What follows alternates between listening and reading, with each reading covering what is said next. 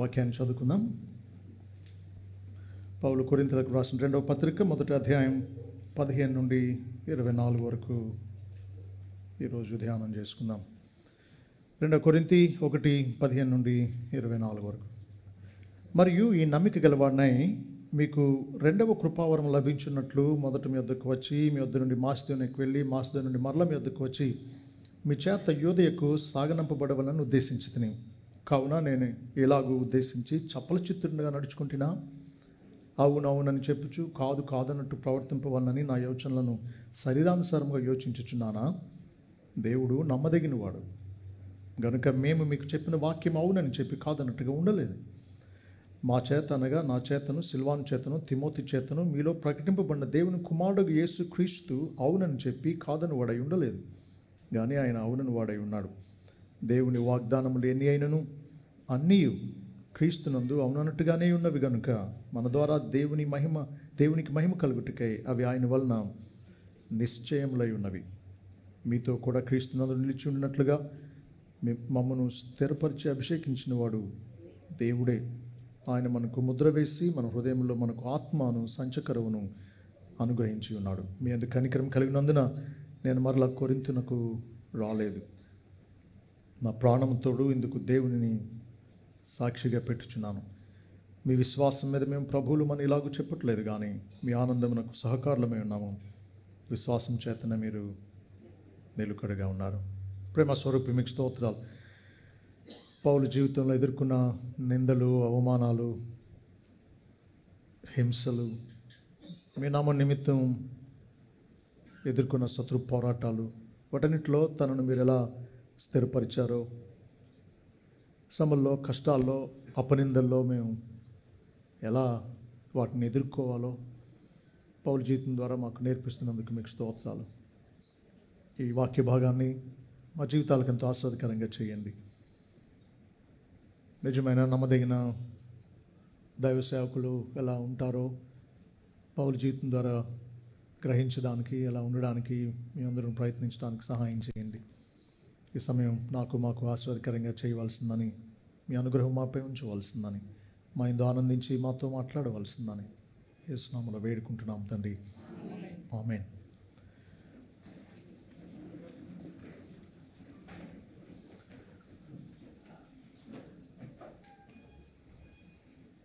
కొందరు దుర్బోధకులు కొరింథీ సంఘంలో ప్రవేశించి పౌలును డిస్క్రెడిట్ చేయడం వల్ల, అంటే తనను నమ్మదగిన వాడు కాదు, సరైన బోధకుడు కాదు, అతని జీవితం బాగోదు, అతనికి వచ్చిన కష్టాలు అతను చేసిన పాపాన్ని బట్టి దేవుడు పెట్టే శిక్షే అని పౌలును నిందిస్తూ ఉంటే, పౌలు యొక్క పేరు ప్రతిష్టలు, ప్రభు యొక్క పేరు ప్రతిష్టలు ముడిపడి ఉన్నాయి. ఎందుకంటే పౌలు అయోగ్యుడైతే తాను బోధించిన బోధ కూడా సరైనది కాకపోవచ్చు. అబద్ధికులు బోధించింది కరెక్ట్ ఎలాగ అవుతుంది? కాబట్టి పౌలు ఈ 2వ కొరింథీ పత్రిక రాయడానికి గల కారణం ఏంటి అంటే, క్రీస్తు సువార్త కోసం తన పేరుపై ఉన్న మచ్చ తొలగిపోవాలని పౌలు కోరాడు. సువార్త కోసం.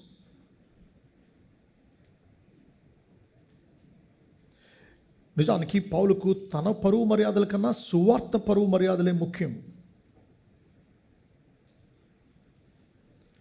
కానీ సువార్త పరువు నిలబడాలి అంటే దాన్ని ప్రకటించి సంఘాన్ని కట్టినటువంటి సేవకుని యొక్క పరువు నిలబడాలి. అందుకు తను ఎంత యథార్థంగా దేవుడిచ్చే పరిశుద్ధతతో, నిష్కాపట్యంతో, మంచి మనసాక్షి ఇచ్చే సాక్ష్యంతో ధైర్యంగా, అతిశయంగా తాను జీవించగలుగుతున్నాడో బోధించాడు. పౌలు నమ్మదగినవాడు, పౌలు నిజాయితీపరుడు, పౌలు దేవుని చేత అభిషేకింపబడినటువంటి వాడు. మనం మొదట్లోనే చూసాం, తాను అపోస్తలుడు అవడానికి కారణం తన సొంత ఇష్టం కాదు. మొట్టమొదటి వచనంలోనే మొదట్లోనే అన్నాడు, దేవుని చిత్తము వలన యేసుక్రీస్తు యొక్క అపోస్తలుడైన పౌలును అంటున్నాడు. కాబట్టి తను అపోస్తలుడు అయింది దేవుని చిత్తం వల్ల, తన ఇష్టం వల్ల కాదు. తను తాను అపోస్తలునిగా నియమించుకోలేదు. కాబట్టి దేవుడు తన చిత్త ప్రకారమే అభిషేకించి నియమించుకుని పంపించి వాడుకున్నటువంటి అపోస్తలుడైన పౌలు యోగ్యుడు, నమ్మదగినవాడు. కాబట్టి ఆయన బోధించిన బోధ కూడా నమ్మదగింది. అది స్థాపించడం కోసం పౌలు ఈ పత్రికలో తన నిజాయితీని గురించి, తన మంచి మనస్సాక్షి నుంచి వచ్చే అతిశయించదగిన సాక్ష్యాన్ని బట్టి తను తాను నిర్దోషినిగా చెప్పుకున్నాడు. దానికి దేవుణ్ణి సాక్షిగా పెట్టాడు. మొదటేమో నా మనస్సాక్షి నాకు సాక్ష్యం ఇస్తుంది అన్నాడు.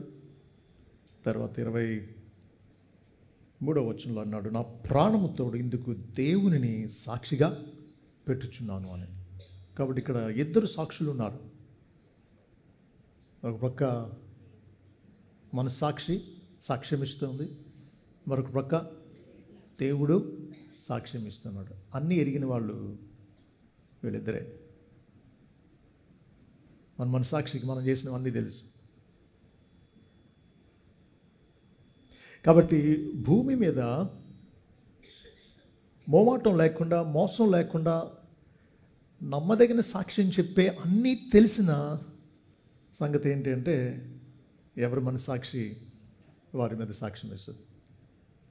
ఇంకెవరికి తెలియకపోవచ్చు అన్ని విషయాలు, మన మనస్సాక్షిగా తెలుసు. తర్వాత ఇక అన్నీ తెలిసింది ఎవరు అంటే దేవుడు. కాబట్టి నా మనస్సాక్షి నాకు సాక్ష్యం ఇస్తుంది, దేవుణ్ణి నా ప్రాణంతోడు దేవుణ్ణి సాక్షిగా పెడుతూ ఉన్నాను అని తను ఎంత యథార్థంగా నిర్మలమైన మనస్సాక్షితో, పరిశుద్ధతతో, నిష్కాపట్యంతో వారి మధ్య సంచరించాడో, సేవ చేశాడో ఆ విషయాలు రాశాడు. కాబట్టి ఎప్పటికైనా ఒక పరిచర్య, ఒక పరిచారకుడు యోగ్యుడో కాదో తెలుసుకోవాలి అంటే 2 కోణాల్లో పరీక్షించాలి. మొదటిది ఆర్థోడాక్సీ, అంటే బోధ సరిగా ఉందా లేదా. ఆర్థోడాక్సీ అంటే సౌండ్ టీచింగ్, సరైన బోధ అని అర్థం. బోధ సరిగా ఉందో లేదో పరీక్షించాలి. రెండవది ఆర్థోప్రాక్సీ, అంటే జీవితం సరిగా ఉందో లేదో పరీక్షించాలి. ఈ 2 చోట్ల ఎక్కడో చోట దుర్బోధకులు దొరికిపోతారు. బోధ గొప్పగా చేయవచ్చేమో, అక్కడ కాపీ కొట్టి, ఇక్కడ కాపీ కొట్టి, లేకపోతే అబద్ధాలాడి మోసపూరితంగా ఎంత దుర్మార్గంగా జీవిస్తున్నా పాపం మీద రంకెలు వేస్తూ బోధల్లో గొప్పగా ప్రదర్శించవచ్చేమో. బోధల్లో దొరకనటువంటి వాడు జీవితంలో దొరుకుతాడు. దుర్బోధకులైతే వాళ్ళని గుర్తుపట్టవచ్చు, వారి జీవితం ద్వారా కానీ వారి బోధ ద్వారా కానీ. కాబట్టి సరైన బోధకుడు అంటే ఎవరు? దేవుడు నియమించి దేవుడు వాడుకున్నటువంటి నిజమైనటువంటి సేవకుడు అంటే ఎవరు? బోధ సరిగా ఉంటుంది, జీవితం కూడా సరిగా ఉంటుంది. ఆ కోణంలో చూస్తే పౌలు దేవుని చేత 13 గ్రంథాలు, 13 పుస్తకాలు బైబిల్లో ఉన్నవి దేవుని చేత రాశాడు. సత్యం అండి, తను రాసినవి, తను బోధించినవి. దేవుని వాక్య సత్యం తన ద్వారా దేవుడు ప్రకటించాడు. తన జీవితం కూడా ఎంత నిస్వార్థంగా, ఎంత నిజాయితీతో, ఎంత భక్తితో బ్రతికాడో. కాబట్టి ఆర్థోడాక్సీ, ఆర్థోప్రాక్సీ 2 కూడా పౌలు జీవితంలో పూర్ణంగా మనం చూడగలం. సువార్తను వారు నమ్మి రక్షింపబడ్డారు. దాంట్లోనే స్థిరంగా అంతం వరకు నిలిచి ఉండడం కోసం పౌలు మీద వారికి ఉండే నమ్మకం పోకుండా తన సాక్ష్యాన్ని వారికి చూపిస్తూ ఉన్నాడు.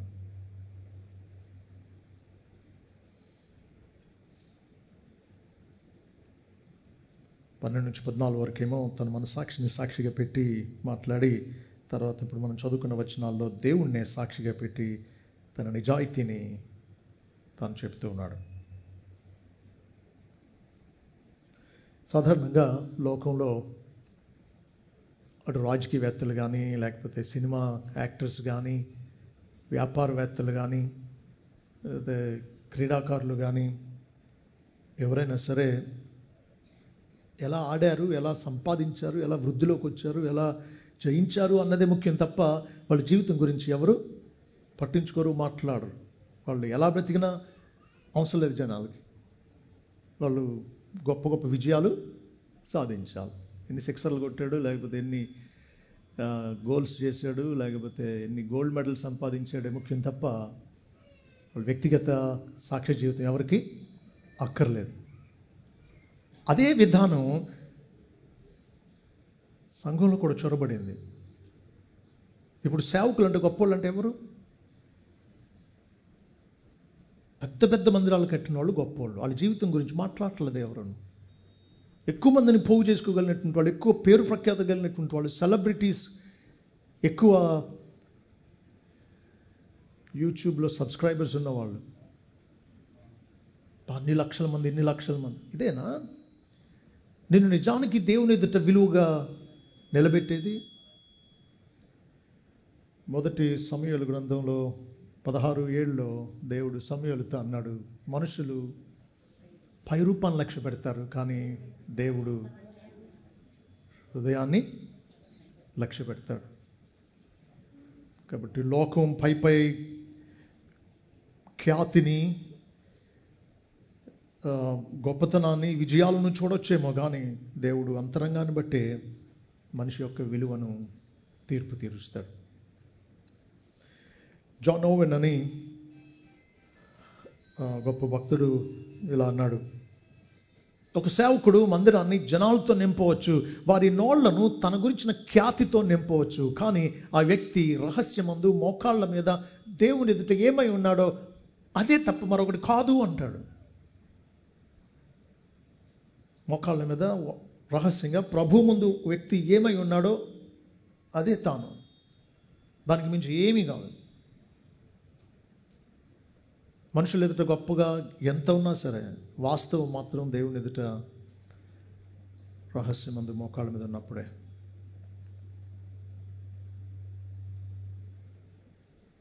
రాబర్ట్ ముర్రే మెక్ష అయినటువంటి భక్తుడు అంటాడు, దేవుడు దీవించేది గొప్ప గొప్ప తలాంతులను కాదు,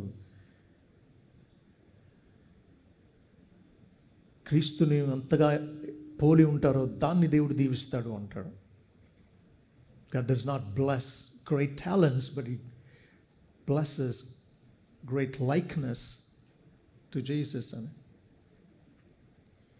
కాబట్టి మనం ఏం చేస్తామనేది కాదు మనల్ని శ్రేష్ఠులుగా దేవుని ఎదుట చేసేది, మనం ఏమై ఉన్నామనేదే మనల్ని దేవుని ఎదుట శ్రేష్ఠులుగా చేసేది. అయితే గమనించండి, పౌలు చాలా విజయాలు సాధించాడు, దేవుని చేత చాలా బలంగా వాడబడ్డాడు, ఎన్నో సంఘాలు కట్టాడు, 13 పుస్తకాలు రాశాడు బైబిల్లో, మంచి మనస్సాక్షితో నిందారహితంగా జీవించాడు. అయినా సరే దేవుడు హృదయాన్ని బట్టి తీర్పు తీరుస్తాడు అన్నాడు. మనం చూసాం 1 కొరింథీ పత్రిక 4వ అధ్యాయంలో 4-5 వచనాల్లో అన్నాడు, నా యందు నాకు ఏ దోషము కానరాదు, ఆయనను ఇందువల్ల నీతిమంతుడిగా ఎంచబడను, నన్ను విమర్శించువాడు ప్రభువే. కాబట్టి సమయం రాకమునుపు, అనగా ప్రభు వచ్చే వరకు దేన్ని గురించి తీర్పు తీర్చుకుని ఆయన అంధకారం అందలి రహస్యములను వెలుగులోనికి తెచ్చి హృదయములలోని ఆలోచనలను బయలుపరిచినప్పుడు ప్రతి వానికి తగిన మెప్పు దేవుని వలన కలుగును అంటున్నాడు. కాబట్టి మనం కాదు మెచ్చుకోవాల్సింది, దేవుడు హృదయ రహస్యాలను బయటపెట్టి ఉద్దేశాలను, ఎందుకు చేశాం ఆ చేసిన పని నిస్వార్థంగా దేవుని మహిమ కోసం, ప్రజల క్షేమం కోసం చేసామా, గుర్తింపు కోసం, పేరు ప్రతిష్టల కోసం చేసామా, ఈ హృదయ రహస్యాలను దేవుడు బయట పెడతాడు. దాన్ని బట్టి మెప్పిచ్చేది దేవుడే. తన్ను తాను మెచ్చుకుని వాడు యోగ్యుడు కాదు, ప్రభువు మెచ్చుకుని వాడే యోగ్యుడు అన్నాడు పౌలు. కాబట్టి పౌలు అంతటి శ్రేష్ఠుడు కూడా నేను నా సాక్ష్యం ఇస్తుంది కాబట్టి ఇక చాలు మీరు ఒప్పుకోవాల్సిందే అంటలేదు. దేవుడు పరీక్షించేది, దేవుడు తీర్పు తీర్చేది అంటున్నాడు. మనల్ని కూడా తీర్పు తీర్చేది దేవుడే. ఒక్కొక్కసారి మన తప్పులు అర్థం కావు, ఒక్కోసారి మనం చాలా నీతిమంతులుగా కనిపిస్తాం, అందువల్ల పోయిన వారం చూసాం 139 కీర్తనలు 23-24 వచనాల్లో దావీదు దేవుని దగ్గర ప్రార్థిస్తున్నాడు, దేవా నీకు ఆయాస్కరమైన మార్గం నా యందు ఉందేమో, నన్ను పరీక్షించు, పరిశోధించి నా ఆలోచనలు తెలుసుకో, నిత్య మార్గంను నన్ను నడిపించు అంటున్నాడు.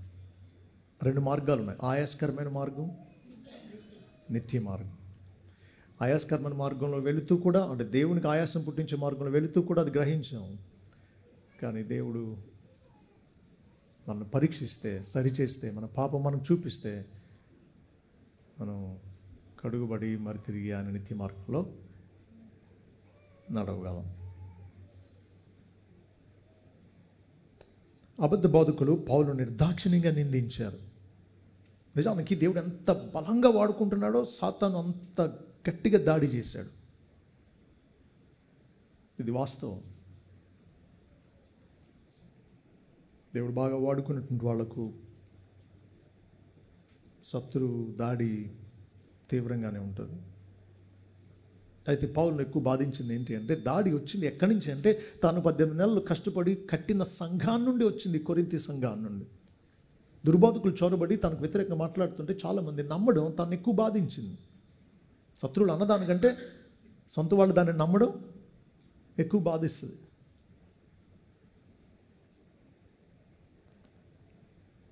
శత్రువులు పౌలును పక్కన పెట్టి నాయకులై శిష్యుల్ని తమ వెంట ఈడ్చుకుపోవాలని అనుకున్నారు. పౌలు శీలాన్ని, పరిచర్యను, అపోస్తలత్వాన్ని ప్రశ్నించారు.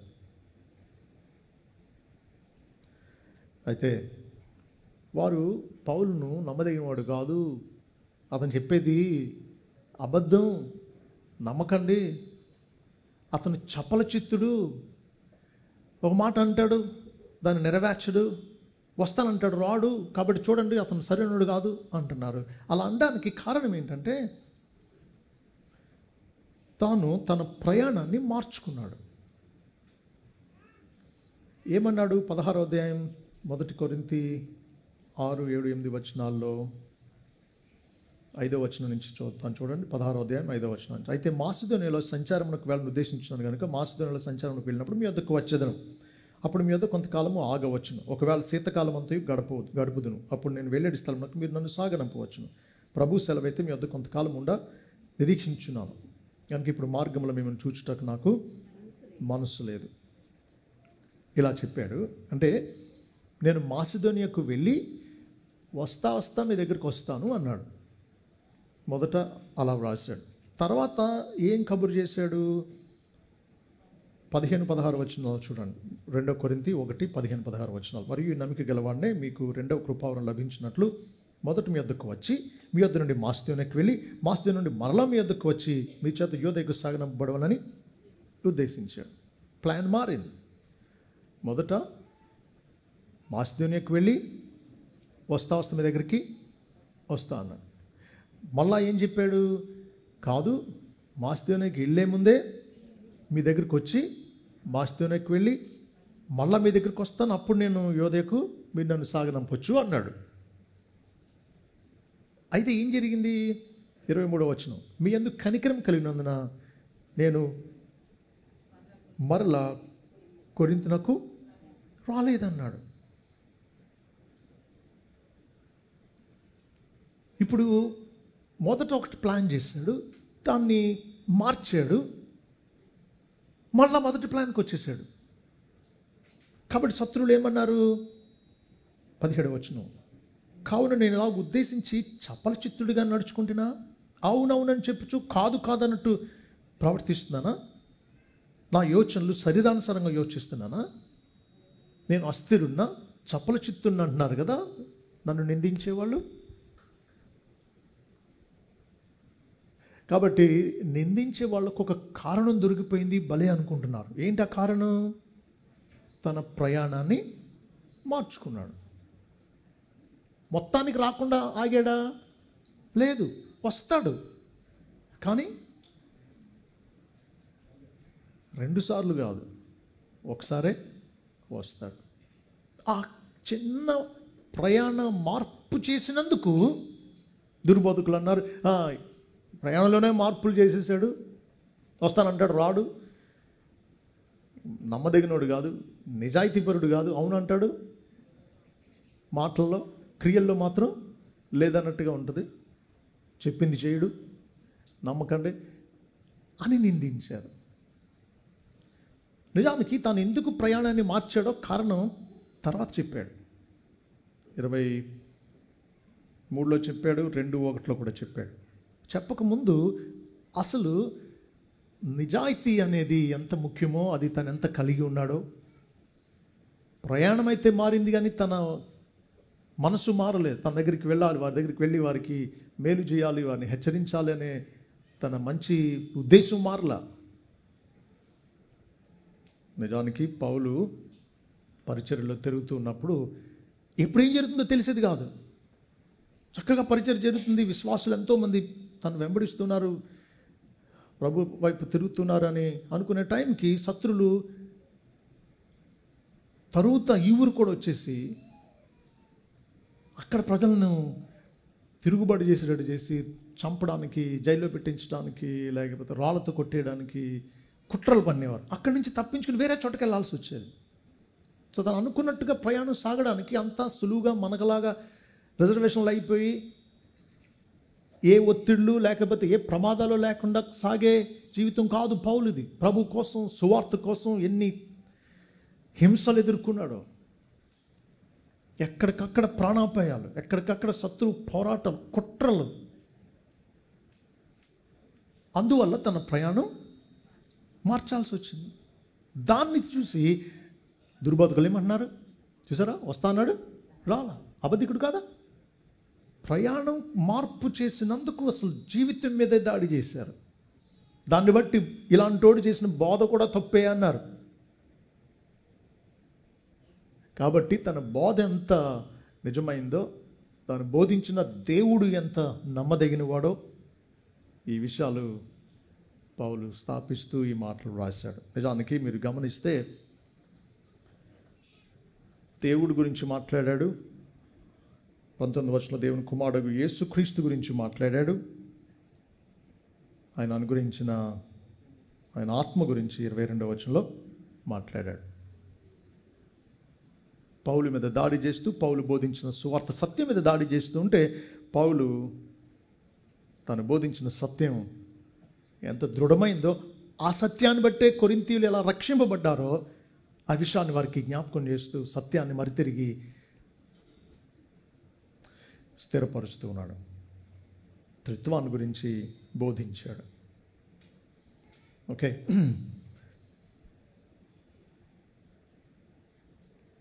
తన నమ్మకత్వాన్ని, తన నిజాయితీని స్థాపిస్తే తప్ప తను బోధించింది ఎంత సత్యమైందో, ఎంత నమ్మదగిందో ప్రజలు అంగీకరించలేరు. అందువల్ల తాను తన నమ్మకత్వాన్ని గురించి రాస్తూ దేవుని సాక్షిగా పెట్టుకున్నాడు. చూద్దాం 15వ వచనం నుంచి. మరియు ఈ నమ్మిక గెలవాడిని, ఏ నమ్మిక? పైన అన్నాడు కదా 13-14 వచనం, మీరు చదువుకొని పూర్తిగా గ్రహించిన సంగతులు తప్ప మరి ఏవి మీకు రాయట్లేదు. కడవరకు వీటిని ఒప్పుకుందరని నిరీక్షించున్నాను. మరి మన ప్రభువైన యేసు యొక్క దినమందు మీరు మాకు ఎలాగో అలాగే మేము మీకును అతిశయ కారణమై ఉందని మీరు కొంత మట్టుకు మమ్మను ఒప్పుకున్నారు. అంటే కొంతమంది పౌలును నిజమైన సేవకుడుగా ఒప్పుకున్నారు. ఒక ప్రక్క తిరుగుబాటు ఉన్న కొంతమంది కొరింథీలో నమ్మకస్తులు, పౌలు బోధించిన సత్యంలో స్థిరంగా ఉన్నటువంటి వాళ్ళు ఉన్నారు. అలాంటి వాళ్ళు ఉన్నారు, సత్యంలో స్థిరంగా ఉండేవాళ్ళనే నమ్మకంతో తను రావాలి అనుకున్నాడు. అయితే ఇక్కడ ఒక పదం కొద్దిమందిని దీన్ని అపార్థం చేసుకోవడానికి కారణమైంది. అదేంటంటే, మరియు ఈ నమ్మిక గెలవాలని మీకు 2వ కృపావరము లభించున్నట్లు అన్నాడు. ఏంటిది? 2వ కృపావరం. వెంటనే దీన్ని కొంతమంది వాక్యాన్ని వక్రీకరించే వాళ్ళు ఏమన్నారు అంటే, రక్షణ పొందడం మొదటి కృపావరం, ఆ తర్వాత పరిశుద్ధాత్మని పొందడం, భాషల్లో మాట్లాడడం, కింద పడి దొరిలేయడం, ఇది 2వ కృపావరం అని దీనికి వక్ర భాష్యం చెప్పారు. వీళ్ళనే విద్యావిహీనులు, నీతి లేనటువంటి వాళ్ళు అని పేతురు పిలిచాడు తన 2వ పత్రికలో. ఇక్కడ 2వ కృపావరం అన్న మాటకు అర్థం ఏంటి అంటే, మొదట ఒకసారి వస్తా అన్నాడు, ఇప్పుడు ఏమన్నాడు? మాసిదోనియాకి వెళ్ళే ముందు వస్తాను, మాసిదోనియా నుండి వచ్చేటప్పుడు కూడా మీ దగ్గరికి వస్తాను అన్నాడు. అదే వచనంలో చూడండి, మరియు నమ్మిక గలవాడినే మీకు రెండవ కృపావరం లభించినట్లు మొదట మీ యొద్దకు వచ్చి మీ యొద్ద నుండి మాసిదోనియాకి వెళ్ళి మాసిదోనియా నుండి మరలా మీ యొద్దకు వచ్చి మీ చేత యోధకు సాగనంపడం ఉద్దేశించింది. మరలా రావడం, 2 సార్లు రావడం రెండంతల ఆశీర్వాదం అంటున్నాడు. రెండవ కృపావరం అంటే ఏంటి? తాను 2 సార్లు రావడం వల్ల కలిగే ఆ సహవాసంలో దైవ సేవకుని హెచ్చరికల వల్ల వారు రెండంతలుగా మేలు పొందాలి, రెండంతల ఆశీర్వాదం పొందాలి అని ఉద్దేశించాడు. అంతే, అక్కడే మర్మం ఏం లేదు. రక్షింపబడినప్పుడే పరిశుద్ధాత్మను పొందుతాం. అసలు పరిశుద్ధాత్మను పొందకుండా రక్షణే లేదు అసలు. రోమా 8:9 ప్రకారం క్రీస్తు ఆత్మ లేనివాడు క్రీస్తు వాడే కాడు అసలు. అలాంటప్పుడు రక్షణ పొందినట్టు ఎలాగవుతుంది క్రీస్తు ఆత్మ లేకుండా? అసలు పరిశుద్ధాత్ముడు మనలో నూతన జన్మను కార్యాన్ని చేయడం వల్లనే మనం రక్షింపబడుతూ ఉన్నాం. పరిశుద్ధాత్మని కార్యం రక్షణ కార్యం. క్రీస్తు చేసిన కార్యాన్ని పరిశుద్ధాత్మను మనకు ఆపాదిస్తూ ఉన్నాడు.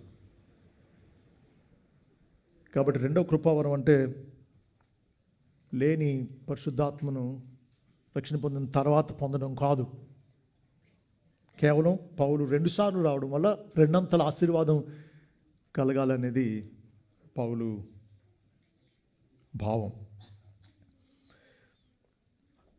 అయితే తాను 2 సార్లు రాలేదు, ఒకసారే వెళ్ళాడు. పరిస్థితి మారింది. తాను కూడా ఎందుకు 2 సార్లు వెళ్ళలేదో, మొదటిసారి మాసిదోనియాకి వెళ్ళేటప్పుడు రాకుండా కేవలం అక్కడ పరిచయం అయిన తర్వాత కొంతకాలానికే తిరుగు ప్రయాణంలోనే వచ్చాడో, ఆ విషయాన్ని 23వ వచనంలో రాశాడు. మీ అందుకు కనికరం కలిగి ఉన్నాను, నేను మరలా కొరింథుకు రాలేదను. ఏంటి కనికరం? తనన్నాడు, మీ దగ్గరకు నేను బెత్తం తీసుకుని రావాలా అన్నాడు కదా, 1 కొరింథీ 4:21లో.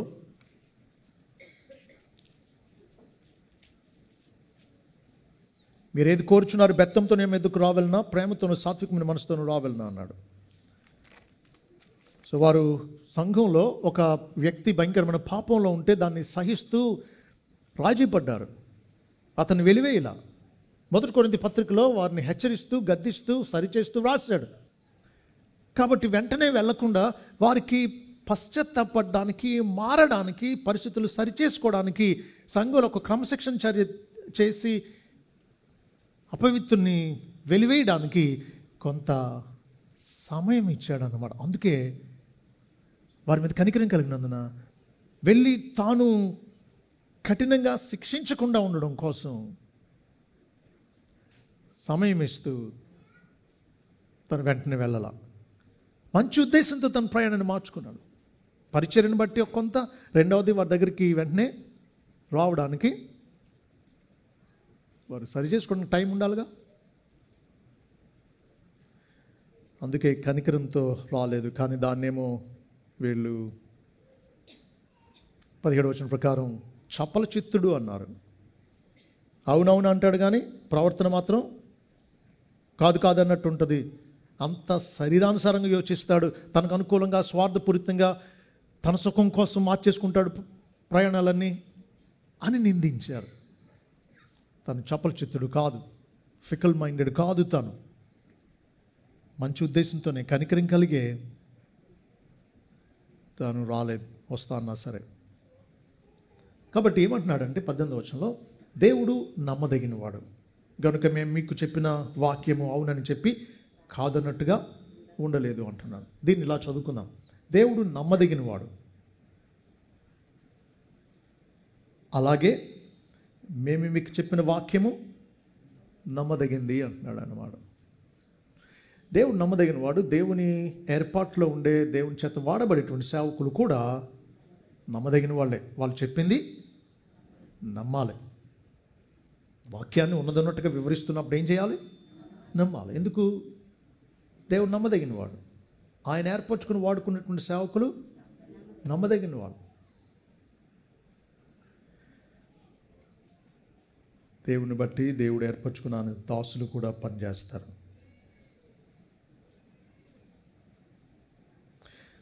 దేవుడు అవునవును చెప్పి కాదు కాదు అని ప్రవర్తించడు. ఆయన మాట ఎలా ఉంటుందో ఆయన చేత కూడా అలాగే ఉంటుంది. పౌలు లాంటి నమ్మకమైన సేవకులు కూడా అలాగే ఉంటారు. పౌలు అంటున్నాడు 19వ వచనం, మా చేత అనగా నా చేతను, సిల్వాను చేతను, తిమోతి చేతను మీలో ప్రకటింపబడిన దేవుని కుమారుడు యేసుక్రీస్తు అవునని చెప్పి కాదని వాడే ఉండలేదు, కానీ ఆయన అవునని వాడే ఉన్నాడు. దేవుడు నమ్మదగిన వాడు అన్నాడు. ఇక్కడ యేసుక్రీస్తు కూడా నమ్మదగిన వాడు, అవునని చెప్పి కాదని వాడే ఉండేవాడు కాడు అని చెబుతూ, ఈ దేవుని కుమారుని యేసుక్రీస్తును మేము మీలో ప్రకటించాం.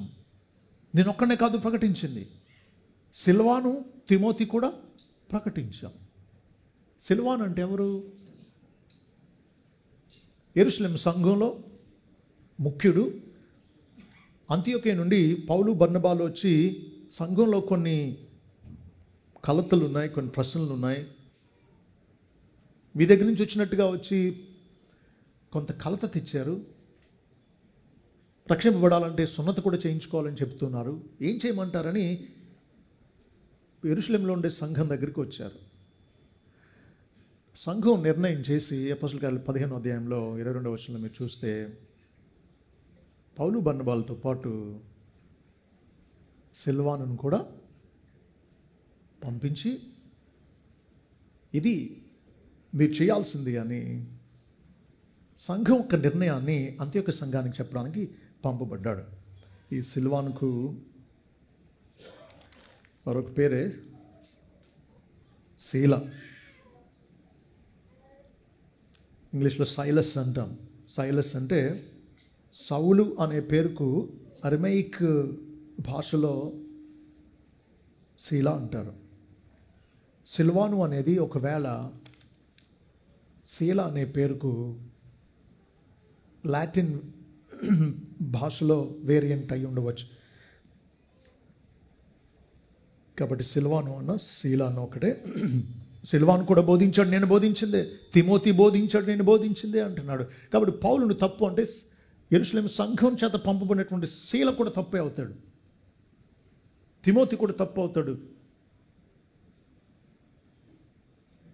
కాబట్టి పౌలు ఒక్కడే కాదు, త్రియక దేవుణ్ణి ప్రకటించినటువంటి వాడు. మా చేత ప్రకటింపబడిన, అనగా నా చేతను, సిల్వాను చేతను, తిమోతి చేతను మీలో ప్రకటింపబడిన దేవుని కుమారుడు యేసుక్రీస్తు అవునని చెప్పి కాదని వాడే ఉండలేదు, కానీ ఆయన అవునని వాడే ఉన్నాడు. చూడండి ఇక్కడ ఏం జరిగిందంటే, పౌలును తప్పు అని చెబుతూ పౌలు మీద దాడి చేస్తూ పౌలు బోధించిన యేసుక్రీస్తును కూడా దేవుడు కాదు అని ఆయన తగ్గిస్తూ మాట్లాడుతూ ఉన్నారన్నమాట. అందుకని పౌలు దేవుడు నమ్మదగినవాడు, దేవుని కుమారుడు యేసుక్రీస్తు కూడా అవునని చెప్పి కాదనేవాడు కాదు, నమ్మదగినవాడు అని క్రీస్తు యొక్క దైవత్వాన్ని గురించి తాను స్థాపించవలసి వస్తూ ఉంది. అసలు క్రీస్తు మీద దాడి ఆది సంఘం నోటి నుంచి కూడా వస్తూనే ఉంది, జరుగుతూనే ఉంది, ఇప్పటికీ జరుగుతూనే ఉంది. యేసుక్రీస్తును తక్కువ చేయగలిగితే చాలు, ఆయన రక్షకుడుగా కాకుండా ఆయన తప్పించగలిగితే ప్రజలను దేవునికి దూరం చేయగలరు. శత్రువు చేసే దాడి ఇది. తండ్రి గొప్పవాడు, ఈయన కాదు అని ఈయనను తక్కువ చేసి చూపడం అనేది ఫస్ట్ నుంచి జరుగుతున్న సంగతే. అదే పౌలు మరి తిరిగి యేసుక్రీస్తును దేవుడిగా స్థాపిస్తూ ఉన్నాడు. కాబట్టి దేవుడు నమ్మదగిన వాడు అన్నాడు. దేవుని కుమారుడు యేసుక్రీస్తు అవునని చెప్పి కాదని వాడు ఉండలేదు, కానీ ఆయన అనువాడునై ఉన్నాడు అన్నాడు అని చెబుతూ యేసుక్రీస్తు ఎంత కీలకమైన వాడో రాస్తూ అంటున్నాడు 20వ వచనం, దేవుని వాగ్దానములు ఎన్ని అయినను అన్నీయు క్రీస్తునందు అవునన్నట్టుగానే ఉన్నవి కనుక మన ద్వారా దేవునికి మహిమ కలుగుటకే అవి ఆయన వలన నిశ్చయములై ఉన్నవి అంటున్నాడు. దేవుని వాగ్దానాలు అంటే రక్షణను గురించిన వాగ్దానాలు ఎన్ని ఉన్నాయో అన్నీ కూడా క్రీస్తులో నెరవేరినాయి. ఒకవేళ క్రీస్తు కానీ భూమి మీదకి వచ్చి ఉండకపోయి ఉంటే దేవుడు మానవులను రక్షిస్తాను, రక్షకుని పంపిస్తానన్న వాగ్దానాలను మనం అనుమానించవచ్చు. కానీ అన్నీ నెరవేరినాయి క్రీస్తులో. రక్షణ గురించిన వాగ్దానాలన్నీ క్రీస్తులో అవునన్నట్టు నిశ్చయంగా జరిగినాయి. కాబట్టి దేవుడు నమ్మదగిన వాడు. దానికి రుజువు యేసుక్రీస్తు లోకానికి వచ్చి సిలువలో ప్రాణం పెట్టి పాపాన్ని పరిహరించి దేవునితో ప్రజలను సమాధానపరుస్తూ ఉన్నాడు. రక్షణ కార్యం జరుగుతూ ఉంది. దేవునికి మహిమ కలగడానికే దేవుని వాగ్దానాలు క్రీస్తులో నెరవేరినాయి. కాబట్టి ఎవరైనా దేవుని వాగ్దానాలు ఫలితం పొందాలి అంటే క్రీస్తులోనే అవి నెరవేరినాయి. క్రీస్తు ద్వారానే ప్రతి ఆశీర్వాదాన్ని మనం అనుభవించగలం. అందుకే అంటున్నాడు ఎఫెసీ 1:3 మన ప్రభువైన యేసు క్రీస్తు యొక్క తండ్రి యొక్క దేవుడు స్తుతింపబడును గాక. ఆయన క్రీస్తు నందు పరలోక విషయంలో ఆత్మ సంబంధమైన ప్రతి ఆశీర్వాదమును మనకు అనుగ్రహించాను. క్రీస్తునందే ఉన్నాయి దేవుని వాగ్దానాలు అన్నీ కూడా. క్రీస్తుకు దూరంగా దేవుని వాగ్దానాలు మనం ఎవ్వరూ అనుభవించలేం. దేవుని ప్రేమను అనుభవించలేం, దేవుని క్షమాపణ అనుభవించలేం, ఆయన ఇచ్చే రక్షణ అనుభవించలేం. క్రీస్తు ద్వారా మాత్రమే దేవుడు క్రీస్తులోనే ఇవన్నీ సిద్ధం చేశాడు. కాబట్టి క్రీస్తునే కాదంటే దేవుడినే కాదన్నట్టు. దేవుడిచ్చే కృపను చూసాం 130 కీర్తనలో. ఆయన దగ్గర కృప దొరుకుతుంది, ఆయన దగ్గర క్షమాపణ దొరుకుతుంది, ఆయన దగ్గర సంపూర్ణ విమోచన దొరుకుతుంది. ఆయన క్రీస్తులో ఇవన్నీ సాధ్యం చేశాడు. క్రీస్తుని కాదంటే దేవుని దగ్గర దొరికేవి అనుభవించలేం. శత్రువు దాడి అది. క్రీస్తుని తక్కువగా చేయగలిగితే ఆయన ద్వారా దేవుడిచ్చే వాటిని కూడా పొందకుండా చేయవచ్చాను. ఇందాక అన్నట్టు త్రిత్వాన్ని ఈ వచనాల్లో పౌలు స్థాపిస్తున్నాడు.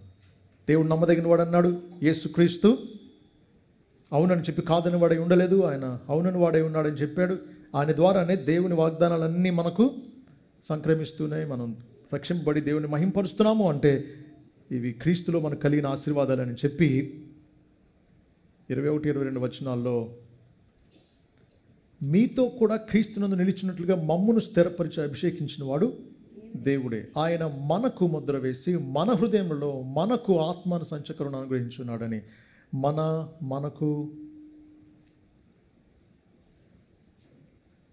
మనకు మీతో మమ్మును ఈ పదాలన్నింటిలో పౌలు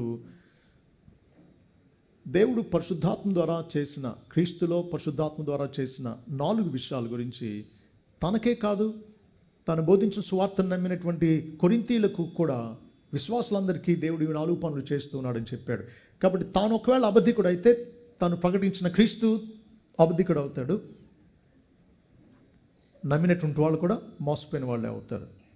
కాబట్టి పౌలు చెప్పిన సత్యాన్ని నమ్మడానికి, పౌలును నమ్మడం, దేవుని చేత ఏర్పరచబడ్డాడని నమ్మడం ఎంత ముడిపడి ఉందో చూడండి. దేవుడు పౌల్లోనేంటి సువార్త నమ్మిన మనందరిలో చేసిన 4 పనులు ఏంటో చూడండి. మీతో కూడా క్రీస్తునందు నిలిచి ఉన్నట్లుగా మమ్మను స్థిరపరిచి అభిషేకించిన వాడు దేవుడే అన్నాడు. దేవుడు స్థిరపరుస్తున్నాడు, క్రీస్తులో నిలిచి ఉండేటట్లు స్థిరపరుస్తున్నాడు. అంటే అర్థం ఏంటి అంటే, ఒక వ్యక్తి యేసుక్రీస్తు యొక్క సువార్తను నమ్మినప్పుడు దేవుడు ఆ వ్యక్తిని క్రీస్తులో ఐక్యపరుస్తూ ఉన్నాడు. We become one with Christ. We become united with Christ. క్రీస్తుతో ఐక్యపరచబడుతున్నాం, ఆయనలో స్థిరపరచబడుతున్నాం. కాబట్టి ప్రభువుని నమ్మి రక్షింపబడిన వాళ్ళందరూ క్రీస్తుతో ఐక్యపరచబడ్డారు. ఇది విడదీయరాని బంధం, శాశ్వత బంధం, ఇది స్థిరమైన బంధం. దేవుడు క్రీస్తునందు నిలిచున్నట్లుగా స్థిరపరిచినటువంటి వాడు.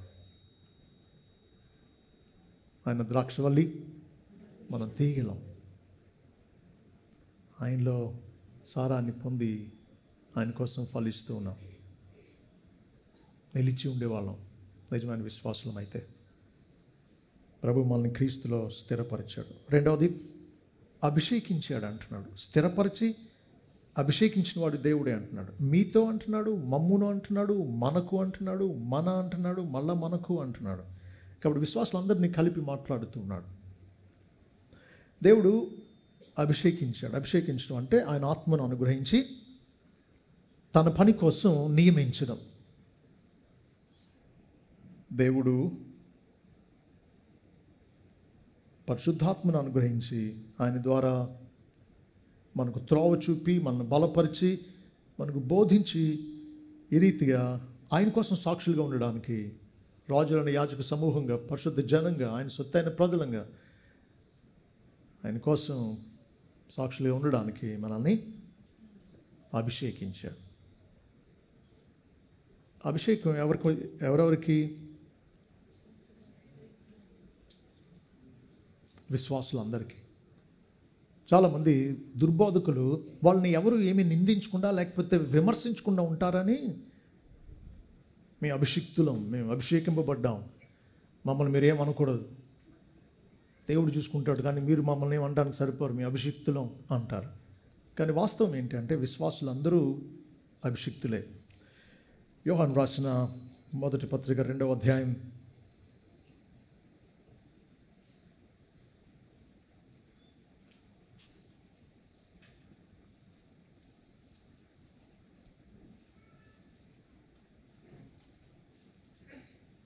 27 నుంచి చూడండి.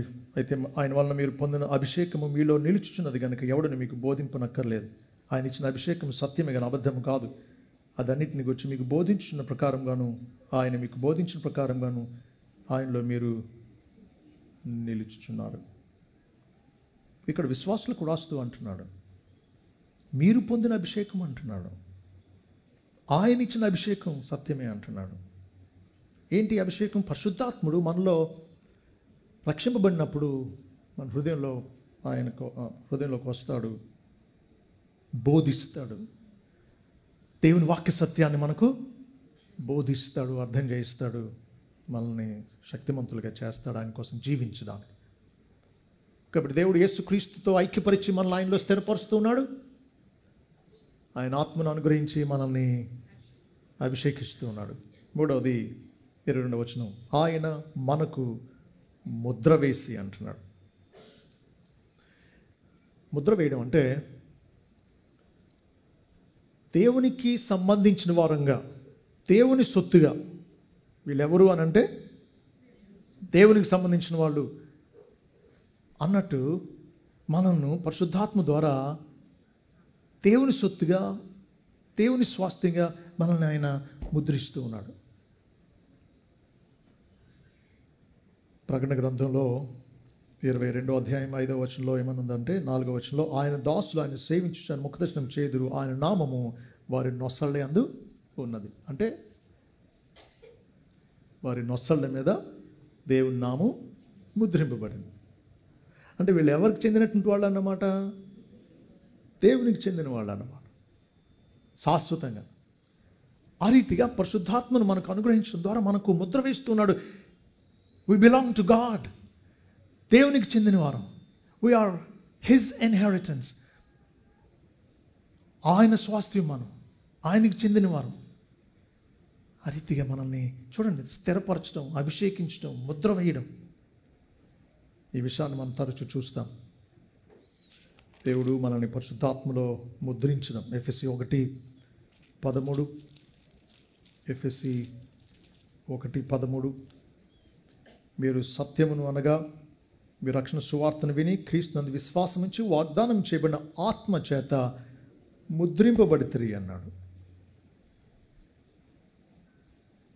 దేవుని మహిమకు కీర్తి కలుగుటగా ఆయన సంపాదించుకున్న ప్రజలకు విమోచన కలిగిన నిమిత్తం ఈ ఆత్మ మన స్వాస్థ్యమునకు సంచకరువుగా ఉన్నాడు. 4:30, ఎఫెసీ 4:30, దేవుని పరిశుద్ధాత్మను దుఃఖపరచుకుడి, విమోచన దినం వరకు ఆయన యందు మీరు ముద్రింపబడి ఉన్నారు. విమోచన దినం వరకు మనల్ని దేవుడు యేసు పరిశుద్ధాత్మ యందు ముద్రించాడు.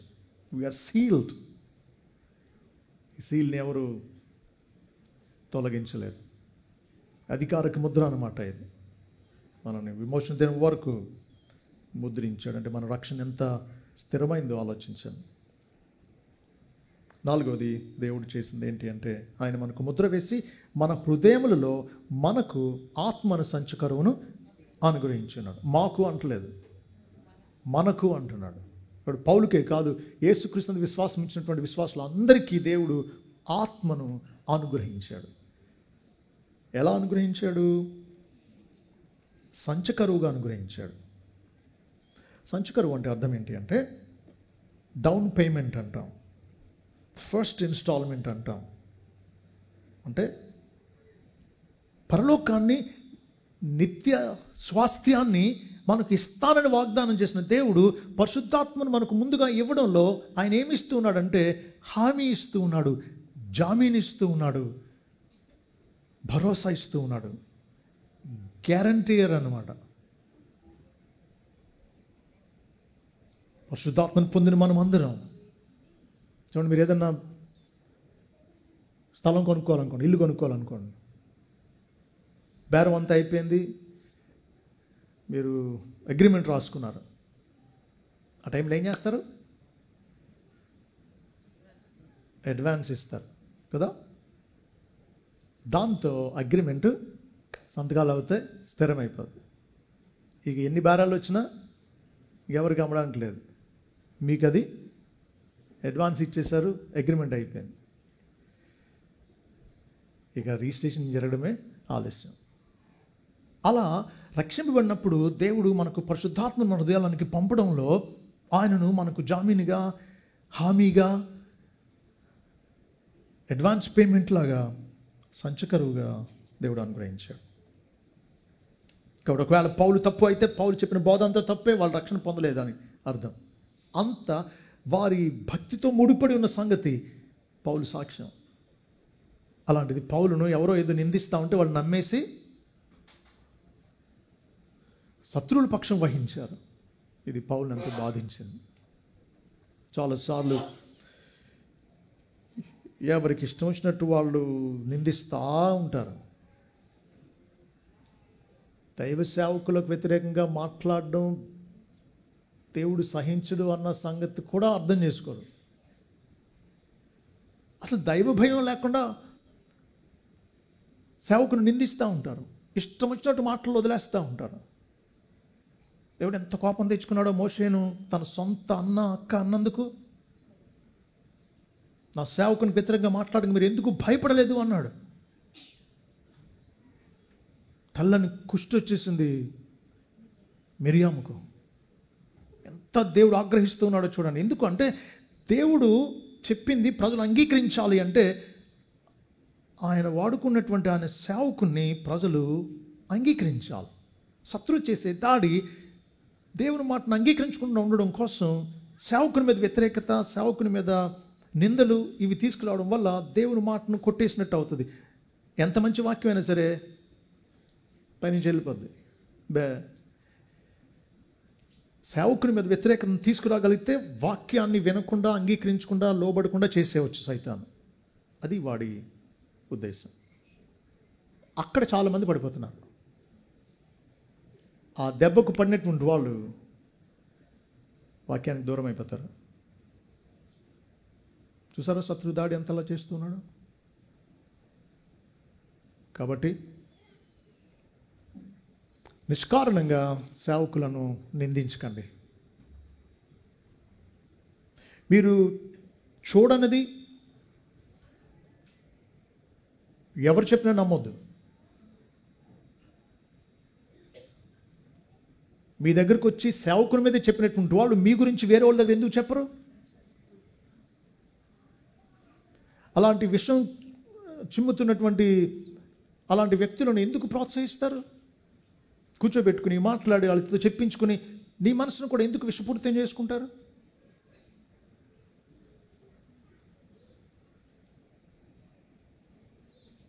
దేవుడు దేవుని సేవకులను వాడుకోకపోతే ఆ సత్యం మిమ్మల్ని మార్చలేదు. మిమ్మల్ని మార్చి రక్షించినటువంటి సత్యం దేవుడు మోసగాళ్లను వాడుకొని ప్రకటించాడు. నిజంగా రక్షింపబడితే, మీ జీవితాలు నిజంగా మారుతూ ఉంటే బోధించే వాళ్ళను దేవుడు వాడుకుంటున్నాడు అన్నమాట. అందువల్ల యథార్థమైన సేవకులను నమ్మడం అనేది ఎంత ముఖ్యమో అది మనం గుర్తించాలి. తన నిజాయితీని, దేవుని యొక్క సత్యం ఎంత నమ్మదగిందో దాన్ని స్థాపించిన తర్వాత పౌలు 23-24 వచనాల్లో అసలు తాను ఎందుకు ప్రయాణాన్ని మార్చుకోవాల్సిందో చెబుతూ, మీ అందుకు కనికరం కలిగిన నేను మరలా కొరింథీయునకు రాలేదు, నా ప్రాణంతో ఇందుకు దేవుని సాక్షిగా పెట్టుచున్నాను అన్నాడు. కనికరపడ్డాడు, జాలిపడ్డాడు. బెత్తానికి బదులు సమయం ఇద్దామనుకుని జాలిపడి దయతోనే ఆలస్యం చేశాడు. మళ్ళీ అంటున్నాడు, మీ విశ్వాసం మీద మేము ప్రభులు అని ఇలాగూ చెప్పట్లేదు. కానీ విశ్వాసం మీద ఎవరికి అధికారం లేదు, ఏ సేవకునికి అధికారం లేదు. విశ్వాసం వ్యక్తికి దేవునికి మధ్య ఉండే సంగతి. కాబట్టి ఏ సేవకుడు కూడా ఎవరిలోని విశ్వాసం పుట్టించలేడు. విశ్వాసాన్ని అనుగ్రహించేది దేవుడు. విశ్వాసానికి కర్త దేవుడు మాత్రమే, యేసుక్రీస్తు మాత్రమే. కాబట్టి మేము విశ్వాసం మీద ప్రభువులు అని ఇలా చెప్పట్లేదు, కానీ మీ ఆనందానికి సహకారులమై ఉన్నాము, విశ్వాసం చేతనే మీరు నిలకడగా ఉన్నారు అన్నాడు. మీ విశ్వాసం మీద మాకే అధికారం లేదు, దేవుడు విశ్వాసానికి కర్త, దాన్ని కొనసాగించేవాడు, దాంట్లో స్థిరపరిచేవాడు ఆయనే. మీరు విశ్వాసం చేత లేదు విశ్వాసంలో స్థిరంగా నిలకడగా ఉన్నారు. మేమెవరు అంటే మీ ఆనందానికి సహకారులం, అంతే. ఒక సంగతి గమనించండి, పౌలు వారిని గద్దించింది వారిని దుఃఖింపజేయడానికి కాదు, వారి మీద కోపంతో కాదు, వారికి ఆనందం కలగాలని. ఆనందం ఎలా కలుగుతుంది? ఒక సంగతి ఎప్పుడూ మర్చిపోవద్దు, సువార్త యొక్క లక్ష్యం మన ఆనందం కాదు. The purpose of the gospel is not our happiness. The purpose of the gospel is our holiness that brings happiness. గమనించండి, యేసుక్రీస్తు నమ్మండి అని బోధించే సత్యం మీరేదో హాయిగా సుఖంగా సంతోషంగా ఆరోగ్యంగా ఉండడానికి కాదు. అది కాదు సువార్త యొక్క ఉద్దేశం. సువార్త యొక్క ఉద్దేశం మిమ్మల్ని పరిశుద్ధపరచడం. మీరు ప్రభువును నమ్మి మీ పాపాలకు క్షమాపణ పొంది దేవుని ఉగ్రత నుంచి తప్పింపబడి కడుగుబడి శుద్ధి చేయబడి పరిశుద్ధతలో ఎదుగుతూ ఉండడం సువార్త యొక్క ఉద్దేశం. కాబట్టి గమనిస్తే మీరు నిజమైన ఆనందం కలిగేది పరిశుద్ధత వల్ల. ఎందుకు? మీరు కడుగుబడి దేవునికి మీకు మధ్య ఉండేటువంటి విరోధం పోయి దేవునితో మీరు సమాధానపడి ఆయన దగ్గర ఆయనకు అనుకూలంగా పరిశుద్ధపరచబడుతూ జీవిస్తూ ఉంటే నిజమైన ఆనందాన్ని, శాంతిని అనుభవిస్తారు. ఇప్పుడే కాదు, ఎల్లప్పుడూ శాంతిగా ఆనందంగా జీవిస్తారు. కాబట్టి సువార్త యొక్క ముఖ్య ఉద్దేశం ఏంటి? పరిశుద్ధత, సంతోషం కాదు. మనం ఏదో సుఖంగా ఆరోగ్యంగా హాయిగా ఉండడం కాదు సువార్తకు ఉద్దేశం. పరిశుద్ధంగా ఉండడం. నిజమైన సంతోషం పరిశుద్ధతను బట్టే కలుగుతుంది. ఇది చెప్పకుండా చాలామంది ప్రభు నమ్మండి మీకు స్వస్థత కలుగుతుంది, ప్రభు నమ్మండి మీ దుఃఖ దినాల సమాప్తంలో అయితే అబద్ధాలు చెప్తూ ఉన్నారు. నీ పాపాలు పోకుండా నీ దుఃఖ దినాల సమాప్తంలో అవ్వవు. నీ దుఃఖ దినాల సమాప్తం అయ్యేది నువ్వు పరలోకం వెళ్ళినప్పుడే. ఈ లోకంలో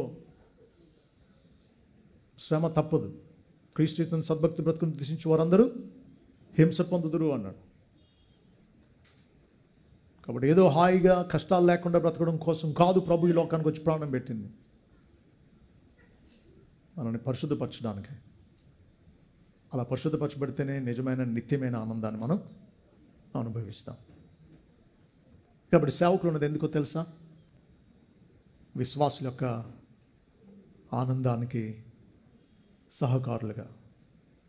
అంటే మీరు నిజమైన శాశ్వతమైన ఆనందాన్ని పొందడం కోసం మీకు సహాయపడడానికే ఉన్నాం మేము. కాబట్టి గద్దించడం కూడా మీ ఆనందం కోసమే సుమా. హెచ్చరించడం కూడా మీ ఆనందం కోసమే. మీరు ఎలా పోతే నాకు మాత్రం కావాల్సింది డబ్బులు అనుకోండి, మీకు అబద్ధాలే చెప్తా. మిమ్మల్ని హెచ్చరించడం, మిమ్మల్ని సరిచేయడం చేస్తే మీరు రారు కాబట్టి మిమ్మల్ని గద్దించకుండానే మేగుతారన్నమాట. దుర్బాధకులు చేసే పని ఇది. ఈ ఆనందానికి మేము సహకారులమే అంటూ ఉన్నాడు. కాబట్టి సేవకులను నమ్మడం, వారు చెప్పిన వాక్యాన్ని అంగీకరించడం చాలా ముఖ్యమైన సంగతి. సేవకులు కూడా పౌల్లాగా మంచి మనసాక్షితో దేవుడు అనుగ్రహించే పరిశుద్ధతో నిష్కాపట్యంతో దేవుని కృపని అనుసరించి జీవించాలి. దేవుడు నమ్మదగిన వాడు, ఆయన మాట నమ్మదగింది. దాన్ని ప్రకటించే సేవకులు కూడా నమ్మదగిన వారిగానే ఉండాలి. అలా నమ్మదగినగా ఉన్న వారిని లోకమంతా వ్యతిరేకంగా మాట్లాడి నిందించిన వాక్యం ద్వారా మేలు పొంది రక్షణలో స్థిరంగా ఉండేటువంటి వాళ్ళు అలాంటివి ఎప్పుడు నమ్మకూడదు. పౌలు ఎంత దుఃఖించాడో ఎంత వేదన పడ్డాడో, ఎంత కన్నీటితో వారి పాపాన్ని గద్దిస్తూ వ్రాసాడో తర్వాత వచనాలు మనం చూడబోతున్నాం. కాబట్టి భక్తుల ప్రయాస, కన్నీరు ఇదంతా ఎందుకు అంటే విశ్వాసుల ఆనందం కోసమే. ఆనందం వచ్చేది వారి పరిశుద్ధత వల్లే. కాబట్టి గద్దించినప్పుడు వ్యతిరేకించవద్దు. దేవుడు ఆయన సేవకుల్ని నమ్మకంగా, యథార్థంగా జీవించేటట్లు, అంతవరకు స్థిరంగా ఉండేటట్లు వారి కోసం ప్రార్థించాలి. వారు దేవుని చేత వాడబడుతూ ఉన్నప్పుడు వారి మీద ఎన్ని నిందలు వచ్చినా రుజువులు లేకుండా వాటిని అంగీకరించవద్దు. ప్రభువా, మీకు స్తోత్రాలు. మీ దాసులు, యథార్థమైనటువంటి నమ్మకమైనటువంటి దాసులు ఎలా జీవించాలో, ఎలా జీవిస్తారో పౌలు జీవితం ద్వారా మాకు నేర్పించినందుకు మీకు స్తోత్రాలు. మీరు నమ్మదగిన వాడు, మీ సత్యం నమ్మదగింది. దాన్ని నమ్మకంగా బోధించినటువంటి వాళ్ళని మీరే వాడుకుంటూ ఉన్నారు. మమ్మల్ని స్థిరపరిచి, అభిషేకించి, ముద్రించి, మీ ఆత్మను మాకు సంచకరువుగా అనుగ్రహించిన దేవా మీకు స్తోత్రాలు. మీ కుమారుని క్రీస్తును మేము నమ్మి ఆయనలో మీ వాగ్దానాలన్నిటి యొక్క ఫలాన్ని అనుభవించగలుగుతూ ఉన్నాం. అందుకు మీకు స్తోత్రాలు. మీ సత్యం మమ్మల్ని మార్చింది. మీ సత్యం మమ్మల్ని మీలో స్థిరపరిచింది. దీంట్లోంచి మేము తొలగిపోకుండా ఉండినట్లు సంఘ నాయకత్వం మీద అపనిందలు వచ్చినప్పుడు నమ్మకుండా సంఘానికి సహాయం చేయండి. మీ బలలో పాలు పొందే ముందు మేము మిమ్మల్ని స్తుతిస్తూ, మమ్మల్ని స్థిరపరిచి, ముద్రించి, అభిషేకించి, మీ ఆత్మను అనుగ్రహించినందుకు మిమ్మల్ని స్తుతిస్తూ, మా నిజమైన ఆనందం మేము కడుగుబడుతూ, పరిశుద్ధపరచబడుతూ, ఈ పరిశుద్ధతలో ఎదుగుతూ ఉండడం వల్లే అని గుర్తించడానికి మాకు సహాయం చేయవలసిందని, బల సమయం మాకంత ఆస్వాదకరంగా చేయవలసిందని యేసు నామములో వేడుకుంటున్నాం తండ్రి. ఆమేన్.